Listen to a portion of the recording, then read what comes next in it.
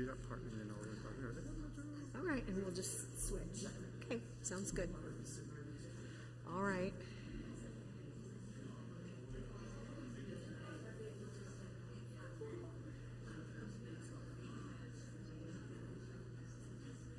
Okay.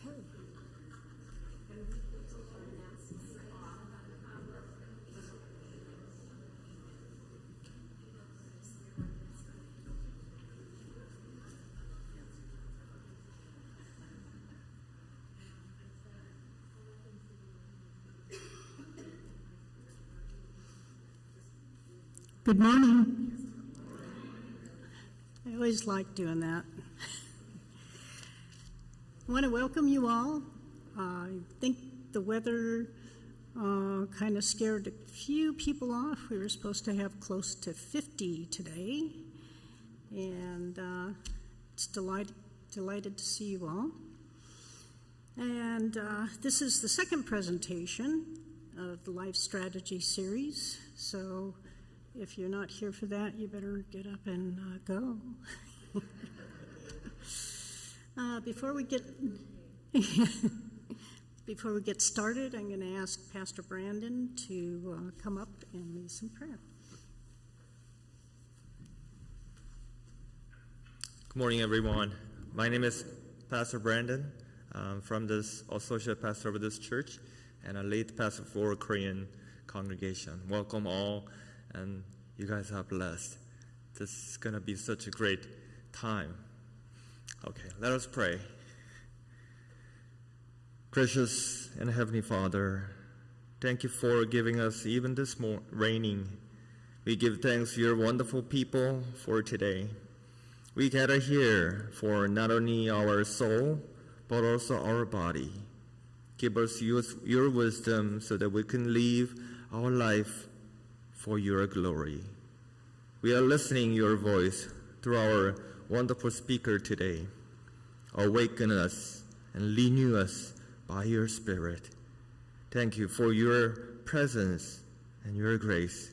In Jesus' name we pray. Amen.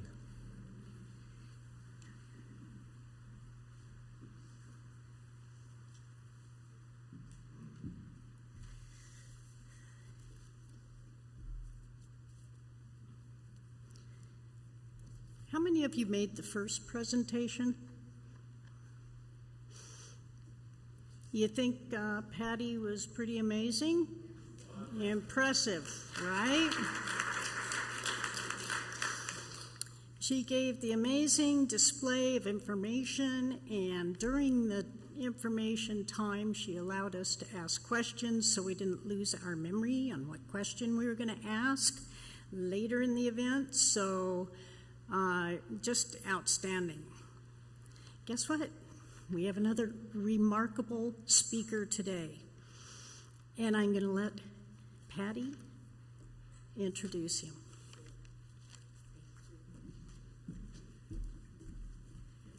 Good morning. Thank you so much, Kay. Thank you, Pastor Brendan, for your techno wizardry. It is a real pleasure to be here this morning. My mentor and director of this activity, Dr. Vincent Nguyen, will be giving the lion's share of the program this morning.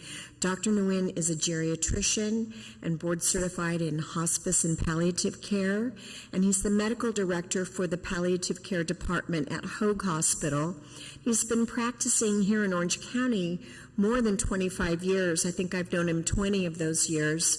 And he's kind of a legend in hospice and palliative care circles. So we're going to have a real treat having Dr. Nguyen be able to impart a lot of the perspective about why advanced care planning is so important and some of the lessons that we've learned during this COVID tragedy.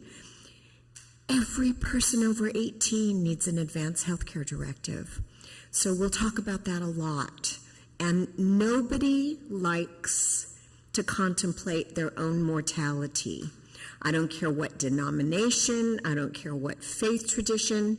Men, women, tall, short, fat, skinny, pretty, homely, nobody likes to think about the fact that we are built for planned obsolescence. But it's a really important factor. And I love giving these kinds of presentations in a faith-based environment because, you know what?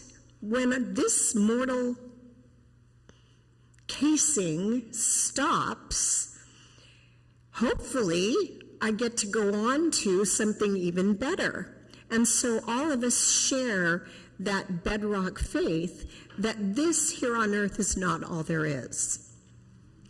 So it should mitigate some of that deeply disturbing fear of talking about our own mortality. So we're going to talk about advanced care planning today. We'll mention advanced directive forms. We've given you all a 5 wishes form. There are many, many advanced directive forms that are legal in California. This is just one that we like. Pardon me. So you don't have to use this one. We don't say, oh, this is better than another. It just makes the conversation easier. So you have these. You can have a couple of them if you like. We have plenty. You just have to ask the ladies outside if you'd like to take one home for a friend or a family member. And we're going to talk about the POST form, which is a medical legal order. It's that bright pink, obnoxious-looking form. And that is for people who really have serious illness. But it never hurts to take a look at it well ahead of time.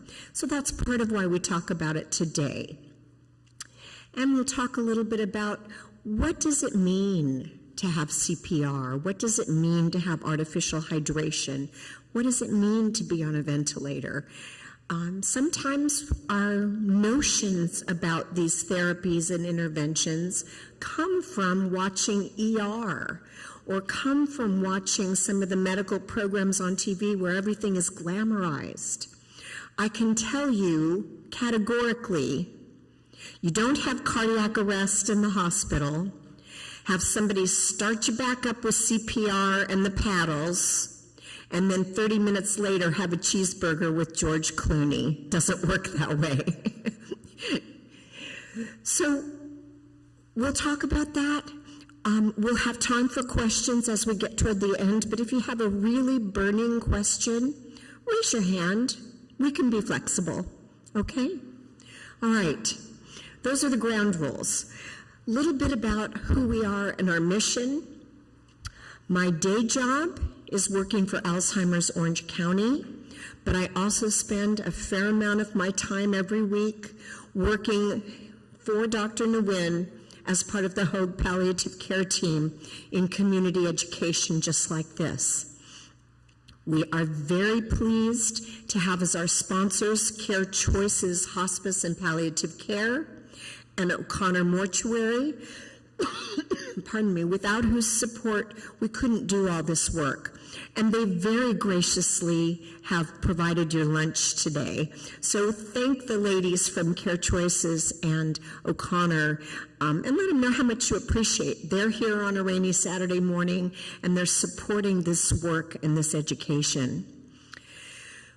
We have a mission and we are called to comfort, to pray for, to pray with, and to be in presence and solidarity with people who are suffering. And that really drives this process. This is not a burden. Helping to ease suffering is a privilege and a gift. And our vision is that every person who is seriously ill will receive the medical treatments that are congruent with what their values are. What do they want? What's most important to them? What matters the most as they face and endure the rigors of serious illness? What are their goals and their priorities in the moment of their suffering? So that's what we seek to accomplish, is to have people who are healthy now think about and anticipate what would be most important when the hour of suffering comes, so that we're not making major, important, critical decisions in a moment of crisis. So we've teed everything up, we plan for everything, and my plan is to turn it over to Dr. Nguyen.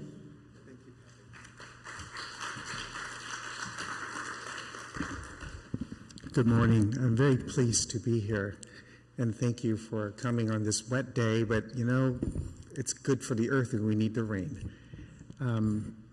Anyways, I would also thank you, Kay, and Pastor Brandon for setting this up for us, and my partner. We joined at a hip in the community to provide educations, and really this is the work of the heart. I am a practicing physician. I've been in practice since 1994, and I've been caring for people. I'm a family medicine doctor, and I'm also a geriatrician. But for the last 26 years of my career, I've been devoting it to caring for people living with serious illness. Not necessarily hospice per se, but really in the palliative medicine world, where people are we're still seeking treatments, and we're here to alleviate people's pain and their suffering, and to make sure that people have their wishes expressed. So everything in life we plan for. You know, we plan for weddings, we plan for when a baby's going to come, and we also plan for our retirement. But the unfortunate thing is, most of the time in our community, in our country, you know, we're a death-denying society because there's always another treatment for another cure, another pill for every ill. And so there's these things that people will say, no, that's not going to happen to me. Not today, anyways. Maybe it can happen to somebody else. I know I'm still healthy. You know, if I do get sick, my family will know what to do because, you know, they know what to do. You know, and even better, my doctors will tell me when it's needed. But these are the false narratives that we put in our mind. I can tell you one thing, as a physician, we don't like to break bad news. We like to tell you good news. If things don't go well, we'll even find something good to say. An example would be patients let's just pick someone with advanced cancer. Pick a cancer, lung cancer, brain mets, and they also have underlying kidney issues and the blood pressure, and then, you know, they have hypertension and congestive heart failure. And you get lots and lots and lots of doctors. They'll come in, the cardiologist will come and say, ooh, mom's blood pressure is great today. The nephrologist will say her BUN, her creatinine is great, it's improving. But unfortunately, the thing is, the patient's lung cancer and the brain mets are still there. So we forget to look at the big picture. Yes, we'll look at all the little wins that we can get, but the important thing is to look at things from the 10,000-foot level, and it's really important to talk to your doctors in terms of, look, doc, I need you to be honest with me. I know how difficult it is to have these kind of conversations, but we're one of these people that we need to know the truth so that we can make our decisions. So this is a gift in which you can give us doctors. Okay, some are better than others, but I can tell you most of us don't want to do it. Okay? And of course, we talked about, no, let's not think about it. It's just too morbid. You know, let's not talk about it. And we also get to the other spectrum which people want to talk about it, but they don't know where to begin. Well, this is a good place to begin. You know, within our congregations, within our family, and within our friends, and say, hey, let's talk about it. So let's be prepared, because why is this important? Because when there is a crisis, about 50% of the time, people are not able to make the decisions. So that decision is left to somebody else. It's left to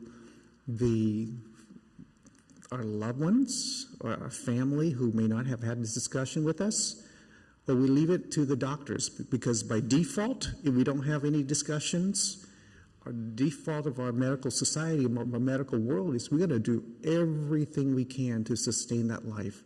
We don't care how sick the patient is or what diagnosis they have. We're trained to get people better, and we're there to help people live. Even though they may be hooked on machines, But that's the miracle of science, that's a miracle of medicine. Let's talk about the COVID-19, this whole pandemic. I'm sure every one of you in this room have had friends or family members who had COVID and who even have died from this disease. And now that not only that we had that wave early this year, now we have the variant Delta.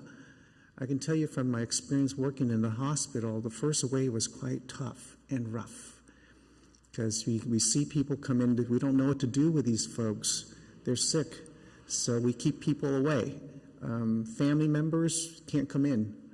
And these folks who are living or surviving in the hospital, in the intensive care unit with tubes down their throat, and we have to tell them, you're not doing well.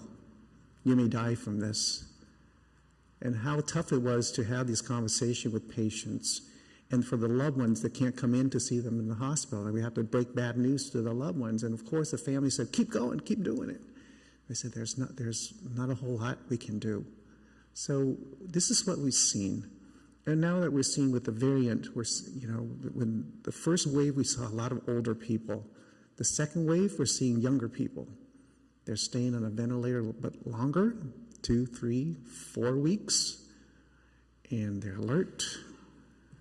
And some do make it, but others don't.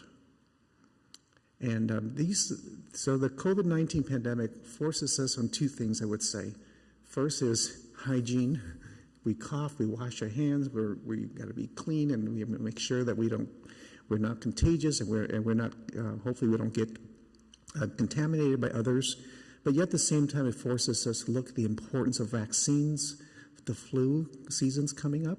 For those who haven't had a COVID vaccine, I suggest that you do. And with the flu season coming up, let's go ahead and take care of that as well.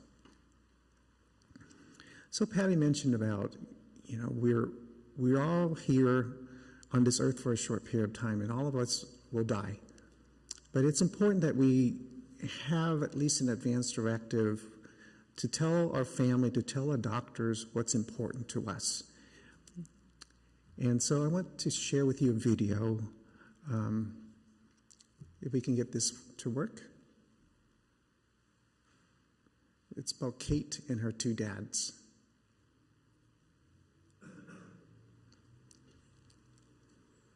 I see that this is on my iPad. It's moving pretty well.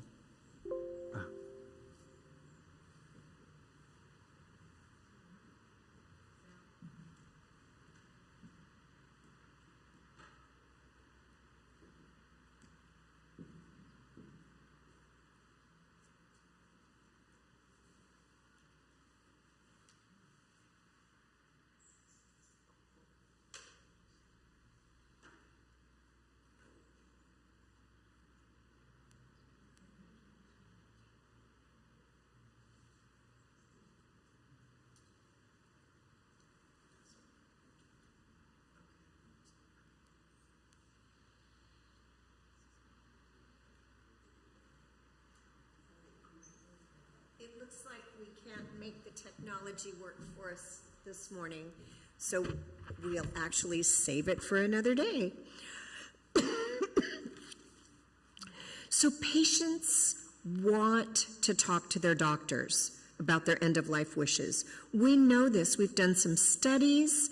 We've done some work with congregations. We know that about 79% of people polled want to discuss their wishes for care with their doctor, but most do not, because there isn't an opportunity, because they're reluctant to start the process, because their doctor's uncomfortable with it, or there's not enough time when they're in the doctor's office. One thing to remember is if you ask your doctor for the annual Medicare wellness visit, it's something you have to specifically ask for, but you are entitled to it every year. They will schedule enough time that will enable you to have really good conversations with your doctor about your overall well-being and about your wishes for end-of-life care. So when you call to make the appointment, tell them you want the annual wellness visit. What do we want to plan? We just had a flood in our house, and there's a lot of damage, and so looks like I'm going to get new kitchen cabinets that I've been hoping for. That'll be the silver lining. But I have to plan. What color? What kind of wood? What do I want the insides to be like? I have to make those plans pretty quickly, even though it's probably going to take 4 or 5 months to get it all figured out. You need to know well ahead of your crisis in health what you would consider to be acceptable care and what that would mean to you. Most people really don't know what these major interventions entail. So it's good that you're here. We congratulate you for being willing to talk about a difficult subject. But understanding the burdens versus the benefits of care can be a little bit scary and daunting. Think about CPR. Everybody thinks, oh, I have a cardiac arrest, I'm just going to have CPR. Well, that works great if you're a 25-year-old surfer who hit his head and maybe started to drown out by the wedge in Newport Beach. That person is very likely going to respond well to CPR and going to come back to their level of functionality prior to the accident that caused cardiac arrest. Not so. If you're 65 years old, 75 years old, 85 years old, even if you have your cardiac arrest in the hospital and there's a nurse standing right by you and she calls the code and everybody comes running in with the crash cart with the paddles charged and, a really big medic that used to be in the Marine Corps pounding on your chest, breaking your sternum and your ribs, the chances of you coming back to your level of functionality that you had before this cardiac arrest are very low. And your chances of being discharged alive from the hospital are even lower. So understand it's not glamorous, and it's not like it was on TV, and it can be really excruciating to endure, and the outcome may not be at all what you would want. And does your family know what you want?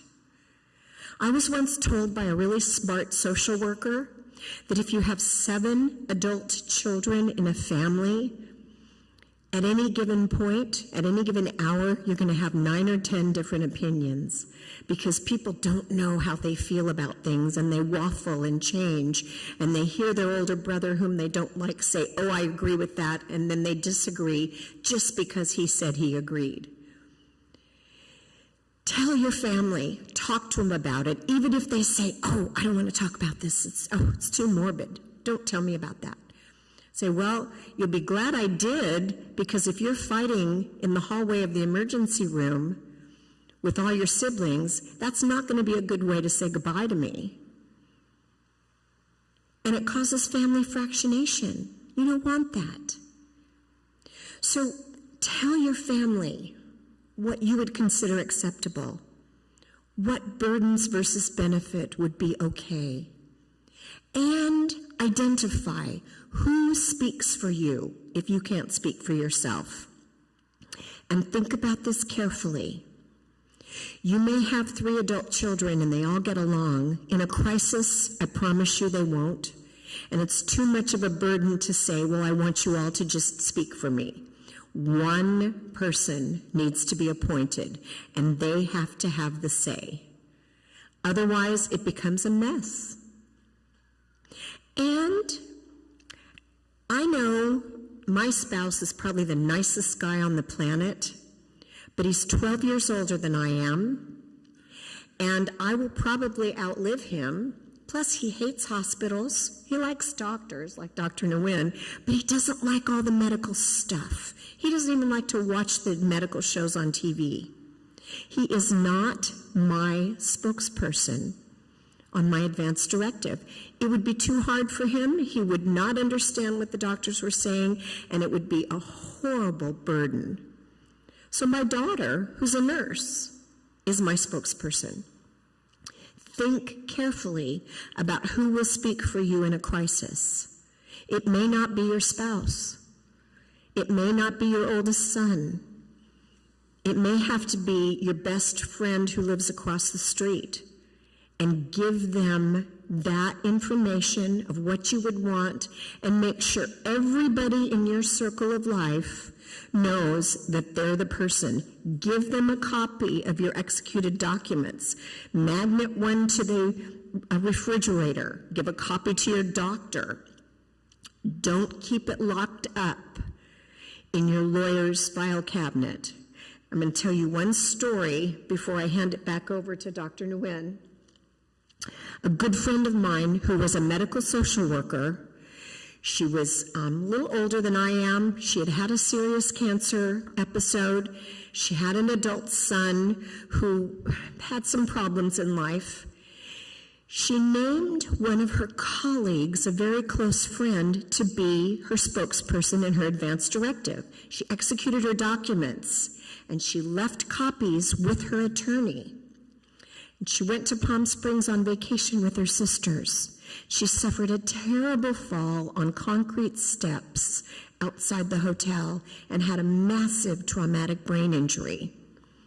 Transported to the hospital, lights and sirens. It's a terrible crisis. And she has to be on life support. And her sisters didn't know what her wishes were. And her sisters didn't know who was her spokesperson, because her paperwork was locked up in her lawyer's office. She hadn't given anybody a copy. And her lawyer, I kid you not, was fishing off the coast of Cabo San Lucas and couldn't be reached on the sailboat for 2 or 3 days.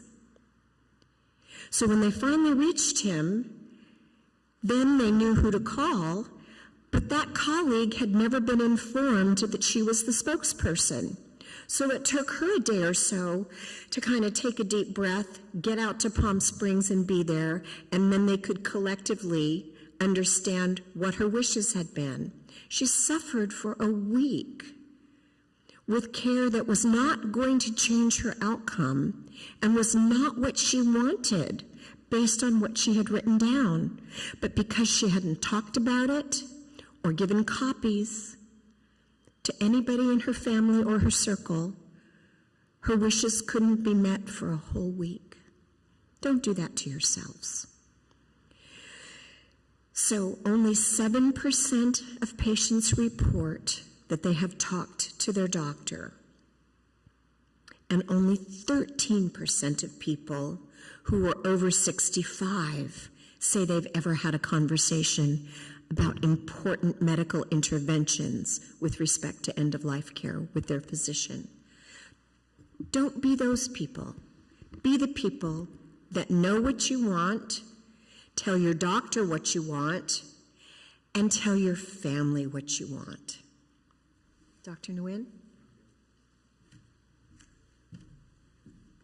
We're getting some good exercise going up and down the steps.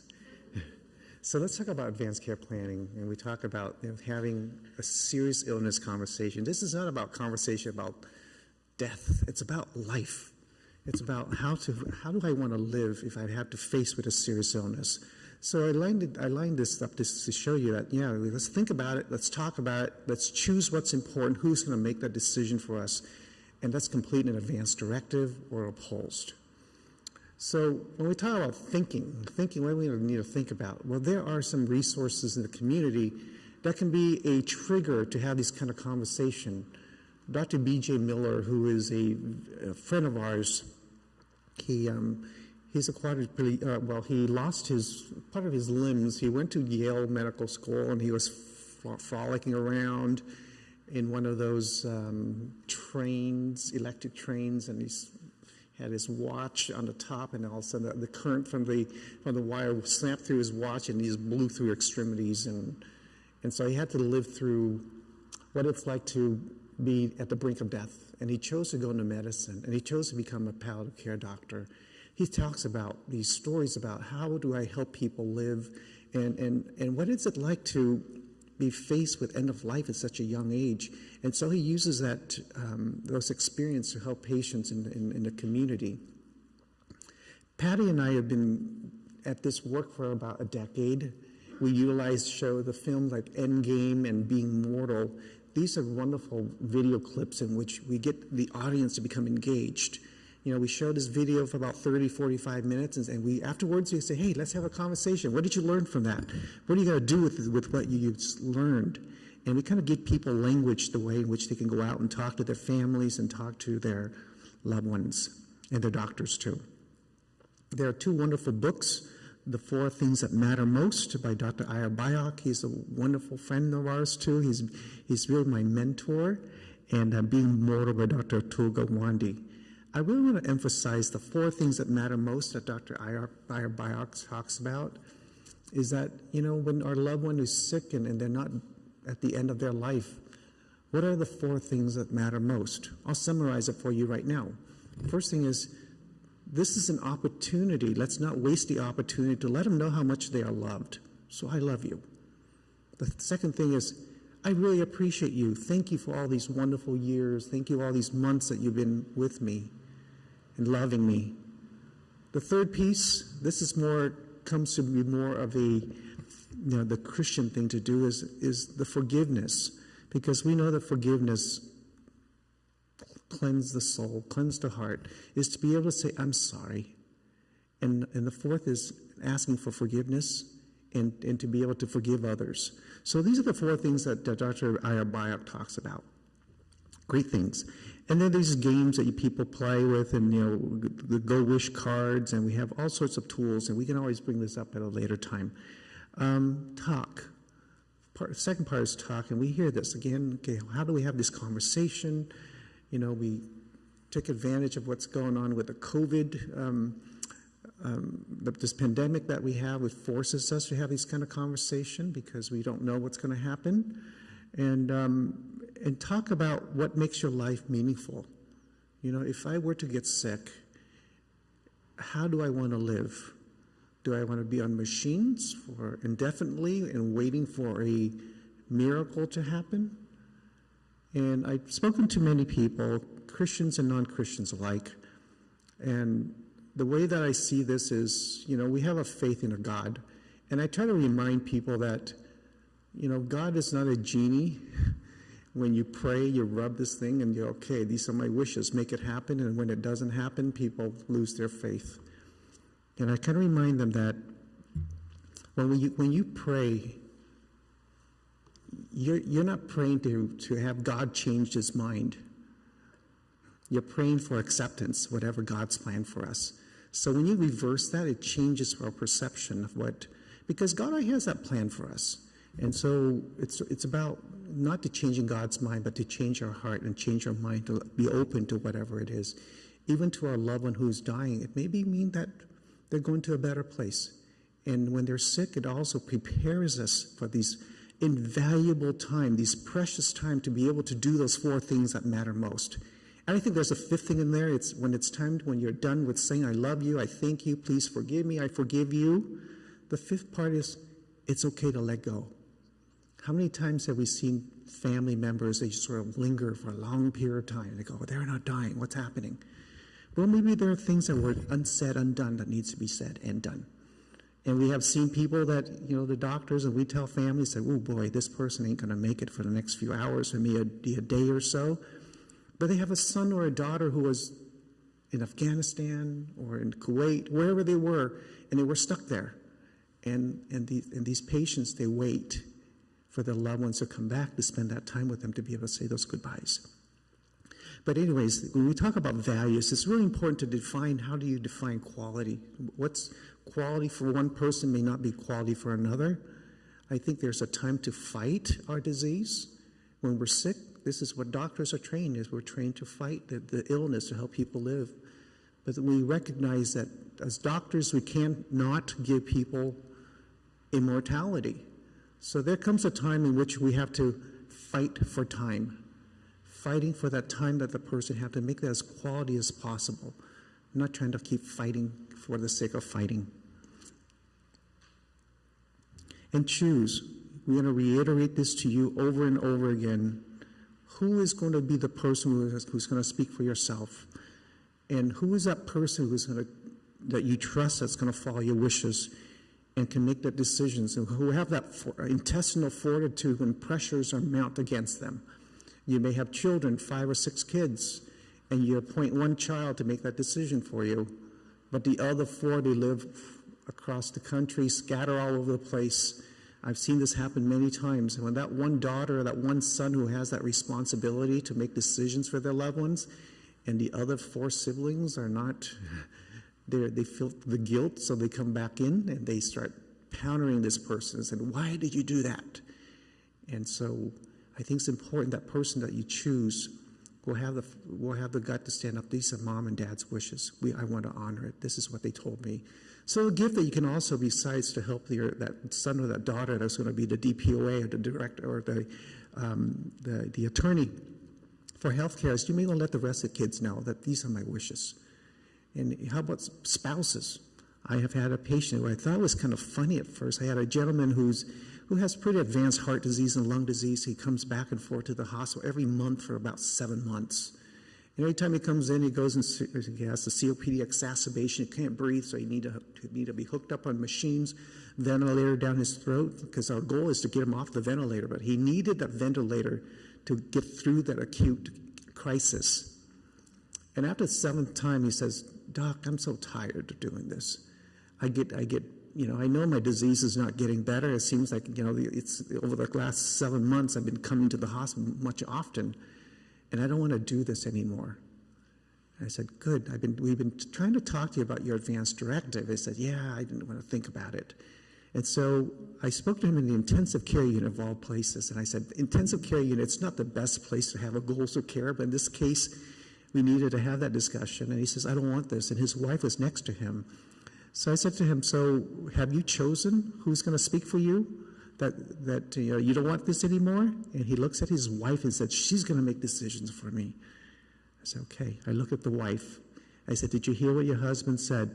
He says that, when the next time he goes through a respiratory distress, he would not want to be hooked to machines. He would want to have medications to help alleviate or relieve his breathing difficulty, but he wouldn't want anything that is invasive. And she says, yeah, I heard him, but I'm not going to honor it. And I looked at the patient and I said, I think you need to find another DPOA, right, another agent to speak for you. And of course, we kind of joked. It wasn't a joking matter, but it was a serious matter, yet at the same time trying to take light out of it. But I had our social worker follow up. And so and he had no children. So we had to find a friend or neighbor, a dear friend who they chose to make the decision for him. So choose who's going to speak to you on your behalf. It does not have to be a family member. Like I said, it could be a close friend who knows your values, who knows your wishes, who's going to stand up and say, this is what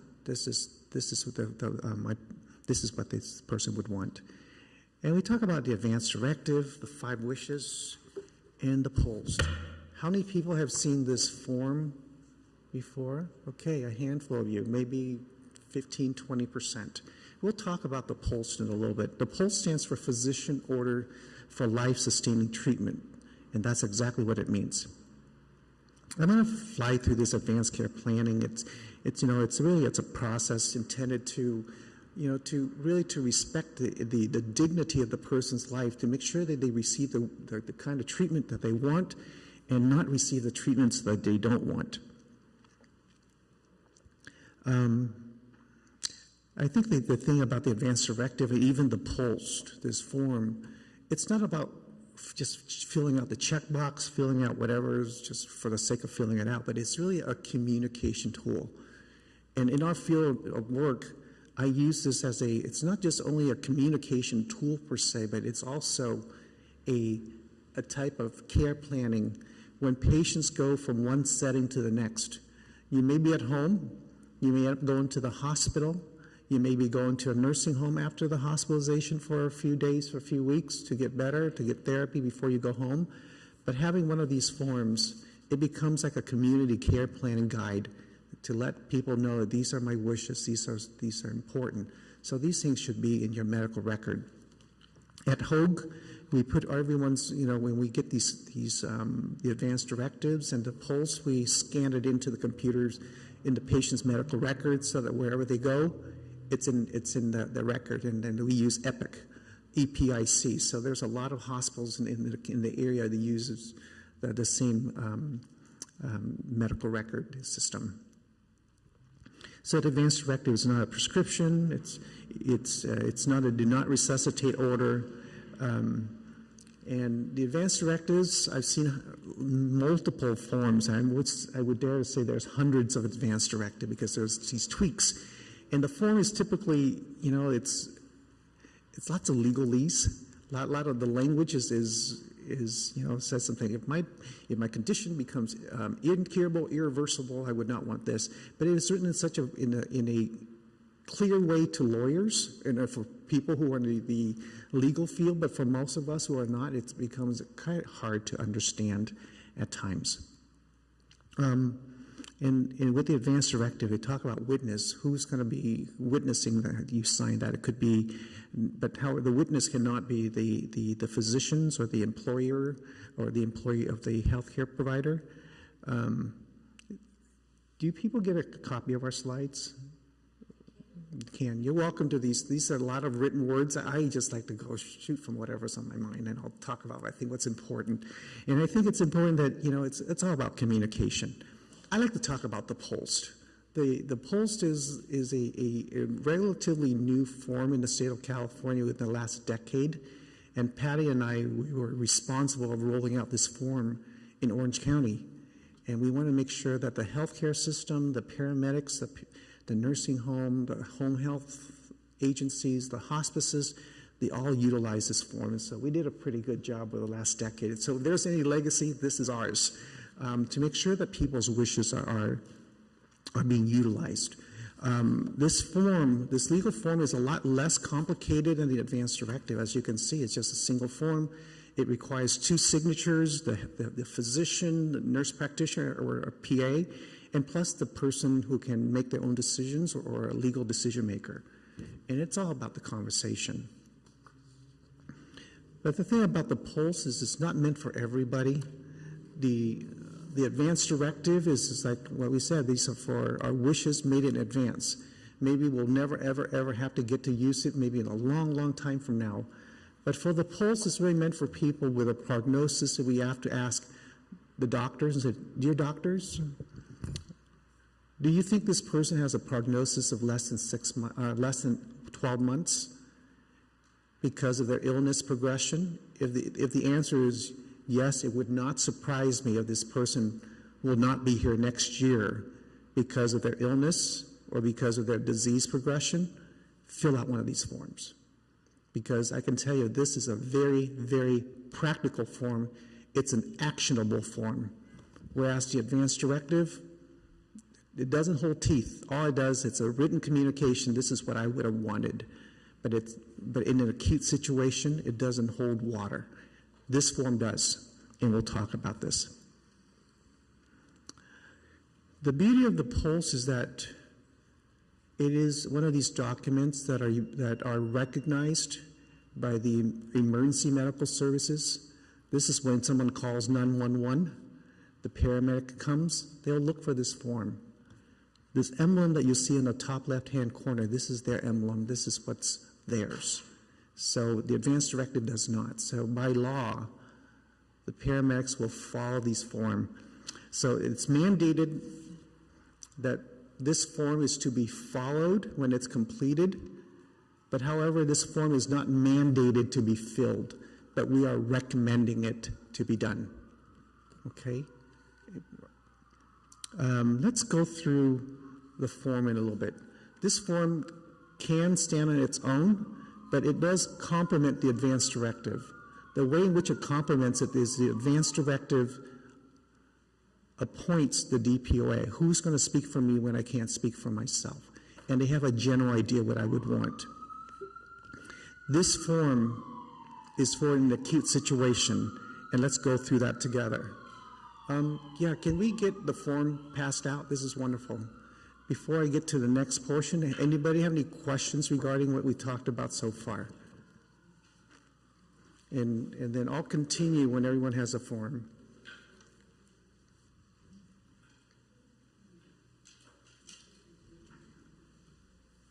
Kay, do you have one?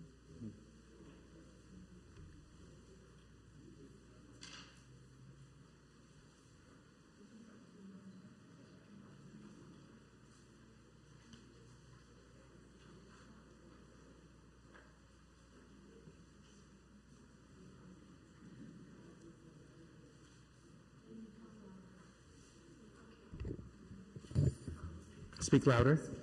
I will speak louder. Okay, thank you. Thank you. I can hear myself now too. Thank you. So here's what the form looks like. As you can look at the form, it's divided into 4 sections, A, B, C, and D. We'll talk about section A first. If you were to read this, it says cardiopulmonary resuscitation, CPR. If patient has no pulse and is not breathing, you have these 2 options: attempt resuscitation or do not attempt resuscitation and allow natural death. So if I have to ask you, when a person has no pulse and they're not breathing, what does that mean? Near death or they're dead? They're dead, right? When our heart seizes, every single organ in our body will stop. Usually when we talk about the heart stops, the person's dead. Okay, that's what we talk about. Cardiopulmonary arrest, kaput. So when the heart is stopped, we have the option of doing what we call as CPR, cardiopulmonary resuscitation. So CPR is done when the heart and the lung are in arrest. When the heart stops, everything stops. So this first portion applies to what to do when the paramedics or a health professional comes on scene and find no pulse, no breathing. What to do?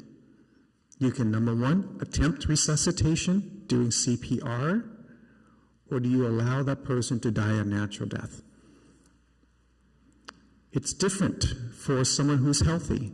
I got in a car accident and my heart seizes a little bit, and I may be relatively healthy. I may be able to get that. I may be able to come through that. But if I have a serious illness, I have advanced heart disease, lung disease, cancer, and how I got there is, I got to the point where my heart seizes because of my disease progression. CPR doesn't work. Maybe it does work in less than 1%. And when we talk about success in medicine is your heart stopped, you stopped breathing, now we got your heart to beat, and you're breathing. However, with the caveat is that you're in the intensive care unit with drips running through your vein to keep the heart going. And the reason why you're breathing is because the machine is breathing for you. And that is success as defined by medicine. But if you're going to define success as, I want to get back to the level where I was, or as close to where I was before I got sick, just like a bouncing ball. When you're sick or something major happens, our body is created to bounce back. But after that crisis, the ability to bounce back is very minimum. And I'll just give you an example. Let's talk about the success rate of CPR in general. For healthy people and unhealthy people, everybody, just across the population. When someone has a cardiac arrest, what is the chance of success? What's the percentage? Take a guess. 20%? Yes. 40%? Higher? 25%. The reality is less than 15% across the board. And that's what Patty was saying. Yeah, you look at a grade and go 15%, but hey, but 15% is better than 0. Okay, that's true. But if you were to start narrow this down to people who live in nursing homes, these are people who live in nursing homes, skilled nursing facilities, and they have nurses and have staff running around. The chance of success rate for people in nursing home is less than 1% to 2%, less than 2% of success. And success means we were able to resuscitate that person and got them to the hospital. But these people don't ever come back to the nursing home, because by the time they get to the hospital, we keep them there for a while, and these people end up dying. So CPR is, I just want to emphasize the fact that yes, we do CPR, but we also need to understand what does that mean for us. Section B deals with, so Section A deals with, okay, the person has no pulse, they're not breathing. The Section B deals with, hey, the person has a pulse and they are breathing. So what are the options? Well, the first option is, yeah, you get full treatment. Basically, get everything. You know, I want to go in an intensive care unit. I want tubes. I want everything to be done to sustain my life. I want mechanical ventilation. I want the cardioversion, the shock. I want all that. The beauty of this form is it also has this other checkbox in there. It says trial period. Let's keep going. But there's also a pause in there in between to have another conversation with the doctor and say, hey, is this something that the person would want? Hey, we tried it. After 10, 14 days, and you know, we're ready to put in a tracheostomy because the person's on a ventilator. We may need to put a tube because they can't swallow anymore because they have a hole in their neck because we're trying to sustain this person. Is this something that they would want? That's full treatment. Selective treatment is a little bit less aggressive, and the difference between full treatment and selective treatment is you want to get all treatments, but let's stay away from the intensive care unit if at all possible. And we know the intensive care unit is quite intense. There's only one nurse to 2 patients because it's quite intense because these people are very fragile. But the selective treatment means I want IV antibiotics. If I have cancer, I can continue my chemotherapy. If I have renal failure or chronic disease and I'm on dialysis, I still want all these treatments. That's what it's saying. Okay, but do everything you can is just keep me out of the intensive care unit. And the last piece is comfort-focused treatment. It's basically saying, look, I don't want any further treatments. I just want to be kept comfortable. And just because someone chooses to be comfort-focused care, it does not mean they cannot go back to the hospital. It says here very clearly, it says, requested transfer to hospital only if comfort needs cannot be met in the current location. Okay, so when you sign this form, does not mean they look at this and go, oh, you signed DNR, you signed comfort care, and there you are on the floor writhing in pain because you just fell and broke your hip. No one's going to come and say, sorry, you signed this form, too bad. Unless we're able to get the surgeons to come to fix your hip at the home or wherever you are, that person needs to go back to the hospital and be cared for. This thing is also true for hospice as well, because hospices will use this form, and they often will say, call us first, don't call 911. But then because they have nurses, people 24/7, they respond, as best as they can. But when the nurses go out there and the patient looks unstable and they cannot care for the patient is having increasing pain and restlessness, and it cannot be well managed at home, or let's say they fall and break their hip, the person can revoke hospice and go back to the hospital. Okay, so this is a really important piece. So the next slide is I'm going to put together the Section A and Section B together. This is the meat. This is really, really important because even physicians, oftentimes they kind of go, I don't understand. So I spent a lot of time explaining this. So if someone chooses attempt resuscitation, you see the green arrow? If my heart stops, and I stop breathing, I want full treatment. In Section A, you choose attempt resuscitation, and in Section B, you're going to choose full treatment because you're saying, I want everything done, right? You want CPR, then we're going to go full court press. If someone were to choose do not attempt resuscitation, they're saying, look, if my heart was to stop and I stop breathing, I don't want intervention.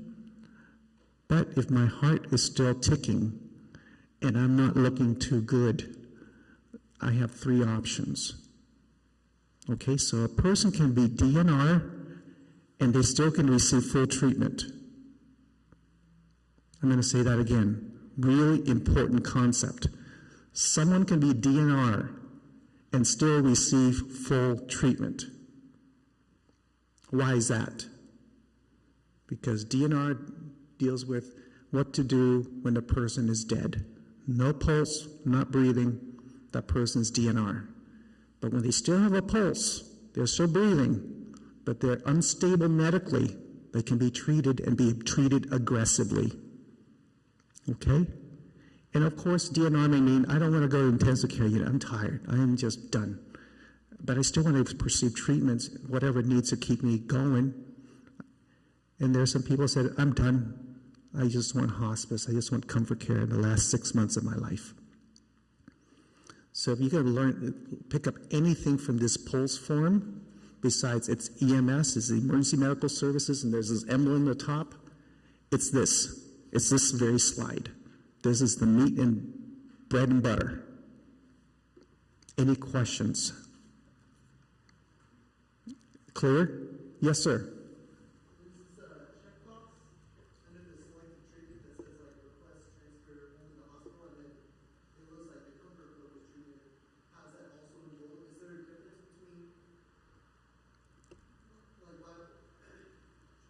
Yeah, I think I understand your question is, the patient's getting treatment. One of the things I want to clarify too, if someone were to use, let's say they want full treatment, it doesn't mean like I'm just going to treat you fully and then when you're suffering pain, I'm not going to treat you for your pain. This is where I come in as a palliative medicine doctor is when a person's still seeking treatment in intensive care unit, I'm still going to follow these patients to help provide symptom control and provide pain and symptom relief and providing support for the family. So for your question is, what about under selective treatment? Patients still getting IV fluids, and they can still, they still can, they can also go to the hospital because we can do some of these selective treatments at home, because we can do IV antibiotics, IV fluids for people at home. And for people who go out for hemodialysis, they don't do it in the hospital. They go to a dialysis center. They may choose selective treatment. So they were not to do well while they're getting dialysis. They can still go back to the hospital. Okay, ma'am?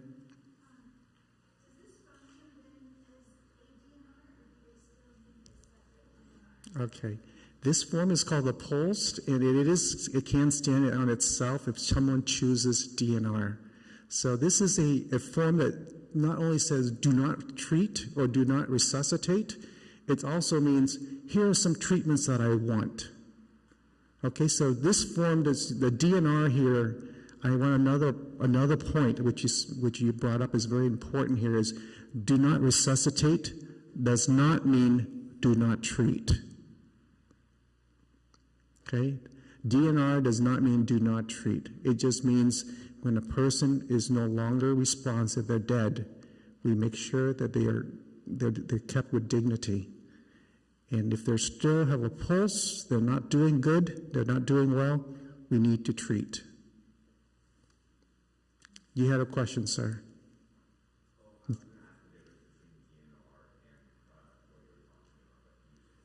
Perfect. Okay, good. Great questions. So section C, pretty straightforward. This is what to do when a person can't eat, they can't swallow. Okay, so we talk typically, we talk about patients that look at people who have dementia. This is a progressive, irreversible condition. We always going to offer food and water to people, even though they not be swallowing well. We may have to adjust their kind of diet, the texture that they have. Instead of having a juicy hamburger, we may have to use pureed food, thickened liquids, and we offer it to people. If their disease get to the point where they no longer can swallow, we're going to withhold those water and those fluids because we're not depriving it from them, because what we do, people may end up aspirating. And so oftentimes people go, well, if my loved one with dementia, they can't eat and they can't swallow, let's stick tubes in people. And we do that a lot. But studies have shown that slow hand feeding is just as effective. And with tube feeding, studies have shown that, it said, well, this is what we do in medicine. We put tubes in people all the time because we think this is, we can bypass the swallowing. We just go straight in the tummy and they can get the artificial nutrition that way. Yes, we can do that. But as the disease progresses, people still produce saliva. and they can't remember what to do with their saliva. They can choke on that. And the other thing, too, is even though we give people nutrition in their stomach, if the nutrition isn't utilized, it gets regurgitated up the esophagus and into the lung. And we call it aspiration. It's aspiration pneumonia. So this forces us to start having these conversations. Hey, okay, I may have dementia. Would I want to have a tube in the near future? If my disease progresses to the point where the doctor said I'm not safe to swallow anymore, what to do? And what about if I have a massive stroke? If I have hypertension, I have little TIAs, and it comes to a point where I have a stroke. Do I still want this? This is a very personal, it's value laden. I can't make that decision for you. And this is something you need to talk. And you've seen people, you've seen loved ones, you see people with this, and you have to look, it's like, oh, I want to be like that, or you have to say, I don't want to be that way. Keep me alive, give me nutrition. If I can't eat, I can't swallow, and I'm going to keep aspirating. Just let me be. And one of the things I learned as a medical student years ago from a Dr. Katz, he was a cardiologist, and we're sitting around at a morning round, because I was a medical student, so I was around in the hospital, and he says, pneumonia is an old person's best friend. Pneumonia is an old person's best friend. As a third-year medical student, it's like my first clinical round, and when I heard this, I go, what do you mean? I thought I'm going to be really smart. I go, what do you mean? We have antibiotics. We can treat these people. We can treat people's pneumonia. I said, yes, we do. But Vincent, when was antibiotics discovered? I go, well, back at early in the 20th century, about 100 years ago. I said, right. Before that, what happened to people? When they become septic, they have pneumonia, you just go to sleep. It's very peaceful. It's very peaceful.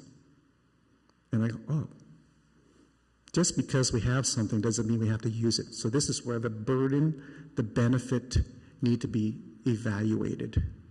Sure, you have pneumonia, we'll treat you, but if you keep having recurrent pneumonia, recurrent aspiration, there comes a time in which we have to get off of that, you call that merry-go-round, because what are you treating? Are we treating ourselves, or we have to come to the fact and respecting that wish and say, hey, doc, I want you to be honest with me. What are your thoughts? And have that hard discussion. And when you recognize that, there comes a time in which pneumonia is a way in which God brings people home. Okay? I'm not saying, I got a simple pneumonia, I don't want to have antibiotics. I'm just saying you keep having these major aspiration, major pneumonia. It's okay to say, that's enough. This is not a death wish. This is not assisted suicide. This is not euthanasia. It's more like, let's have that conversation. Does that make sense? I don't want to walk away through here and that doctor said, don't treat pneumonia. No, I didn't say that. I think there comes a time it's okay not to treat. But it comes with a conversation with your treating doctors. Okay? So there's options here. You want long-term nutrition? I want tubes to keep me going. Maybe a miracle will happen. Or I don't want that. I don't want to live with that. Or I like to take the middle ground. Let's give it a try.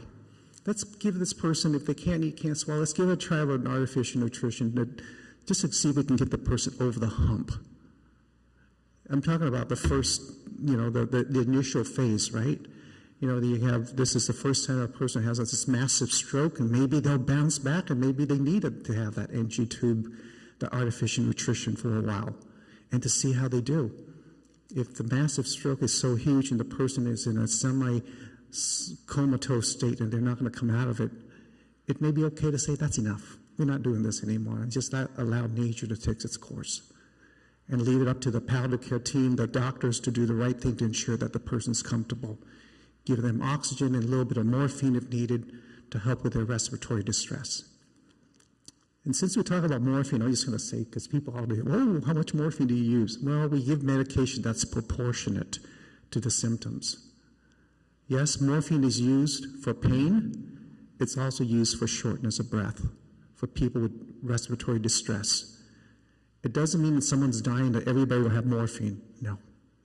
Not everyone who's at the end of life will need morphine, but morphine will be made available in case there's pain or there's respiratory distress. Okay, so I want to take away that myth. People often think, oh, I'm at the end of life, I'm going to get a morphine infusion. No, you're not. You don't need it, we're not going to give it to you. If you need it, there's always going to be morphine that's available to help ease the discomfort. Okay. Section D, really fast. This is the last piece of which, you ask whether, the doctors or the NP or the PA, the nurse practitioner or physician assistant would say, who do I have this discussion with? This patient or the legally recognized decision maker? If there's an advance directive, we'll fill it out. But you can also see that you can have one that there's no advance directive. This person never had an advance directive. And does that mean this form is no good because there's no advance directive?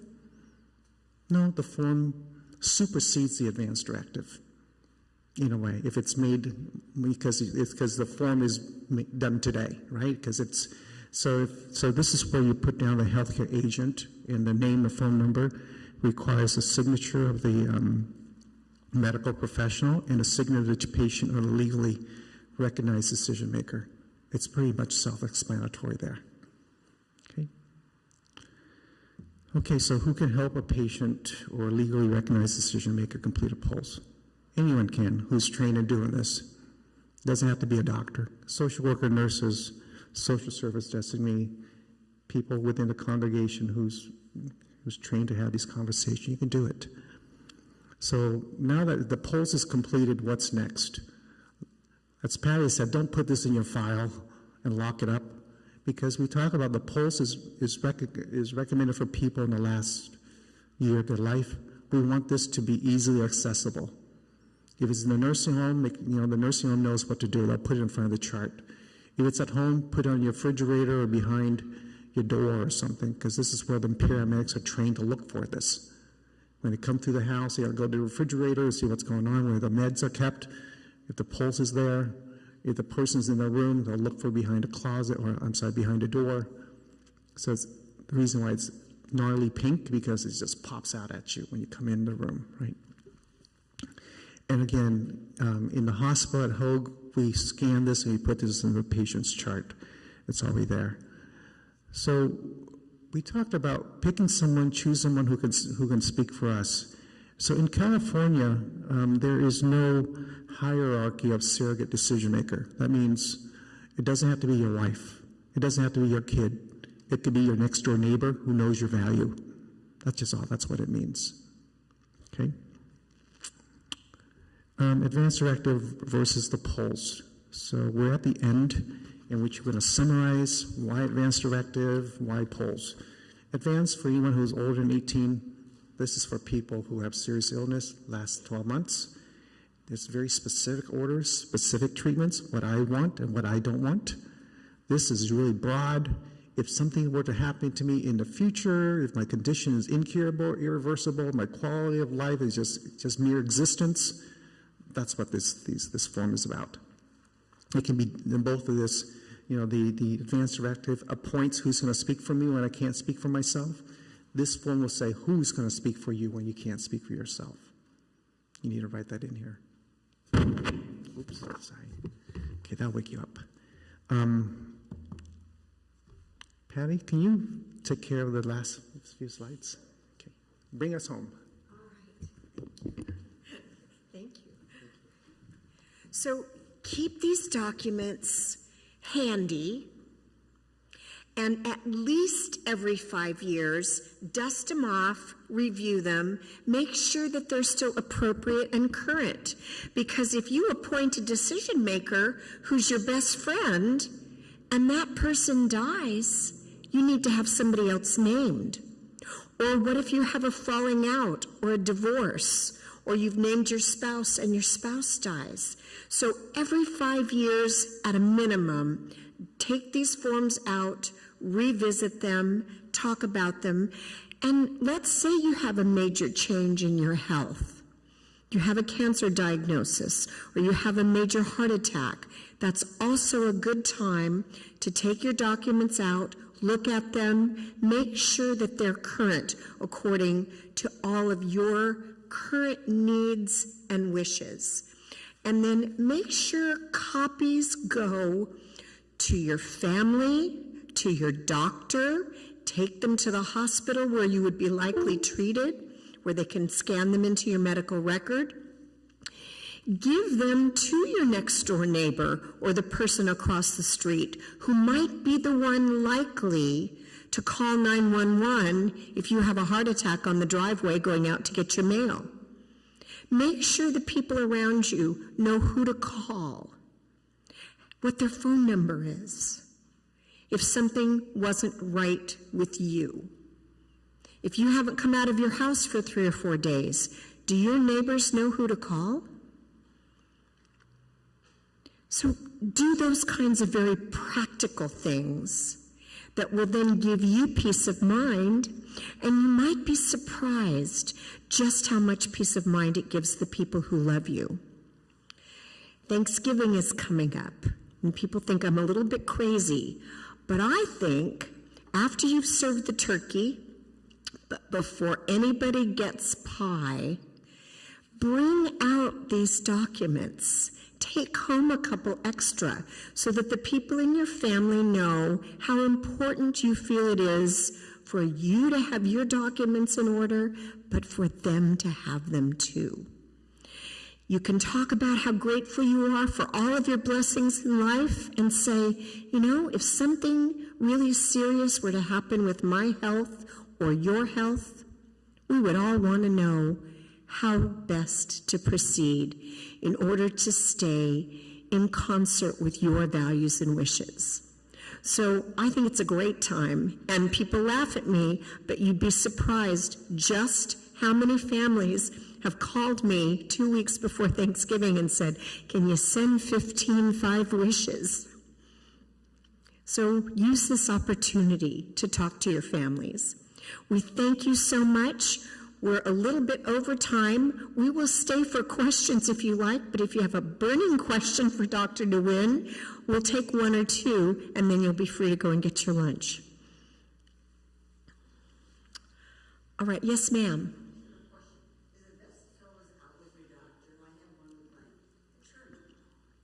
Well,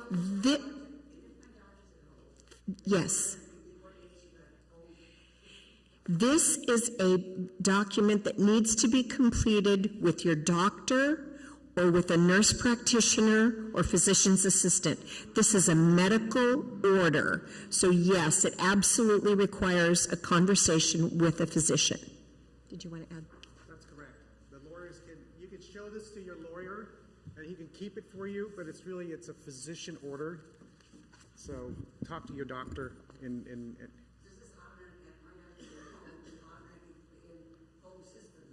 it will be placed in the electronic medical record, but I can't speak for your doctor's office, but if he's part of Hogue, they're trained to do that. But you can ask them, say, hey, this is done. Can you make sure this goes in the record? Just in case. One last question. So I know this is for somebody who's kind of more terminally ill, but if you're able to move around and you are terminally ill and you're outside of California, does this still stand? Outside of California.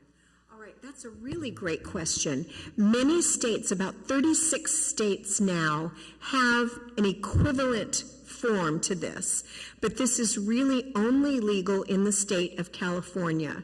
So if you're going to be traveling outside of the state and you want to be sure that your wishes are respected wherever you go, do your homework and find out what that state's requirements are, and you may want to fill out the form that is valid in Utah or Montana or South Carolina, wherever it is you're happening to go. They are not required to honor this form anywhere except in the state of California. Great question. It's speaking to my friends from other states. If they see a form from California, I can't speak for everybody, but for the group of physicians who do this work, they may not, it's, even though it's not legal, but they'll honor it after speaking to the family members.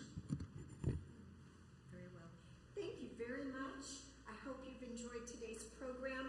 Thank you, Dr. Nguyen. Thank you. And feel free